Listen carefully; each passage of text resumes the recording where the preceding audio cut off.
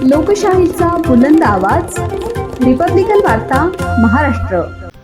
गेल्या अनेक वर्षांपासून अतिक्रमण, अनियोजित पार्किंग आणि वाढत्या वाहन संख्येमुळे नागरिकांना रोज वाहतूक कोंडीचा सामना करावा लागत आहे।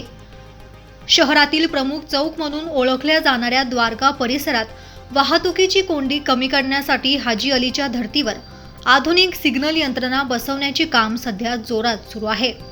द्वारका सर्कल हटवल्यानंतर द्वारका परिसर तसेच द्वारकाला जोडणारे सर्व्हिस रोड लगत मोठ्या प्रमाणावर असलेल्या अतिक्रमण हटवण्याची मोहीम रविवारी सकाळपासून महापालिकेच्या पथकाने राबवली।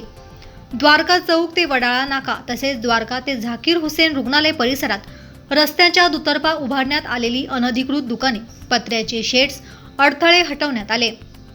यात अतिरिक्त आयुक्त स्मिता झगडे, अतिक्रमण उपायुक्त सुवर्णा दखने, पंचवटी विभागीय अधिकारी मदन हरिश्चंद्र, पूर्व आणि सातपूर विभागीय अधिकारी राजाराम जाधव तसेच नाशिक रोड आणि पश्चिम विभागीय अधिकारी चंदन घुगे आदी अधिकाऱ्यांनी सहभाग घेतला।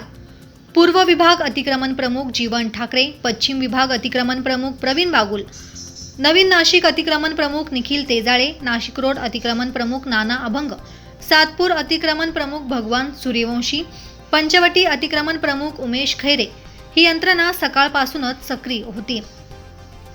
अतिक्रमण निर्मूलन मोहीम दरम्यान कायदा आणि सुव्यवस्था अबाधित राहावी त्यामुळे मोठ्या प्रमाणावर पोलीस बंदोबस्त तैनात करण्यात आलेला होता।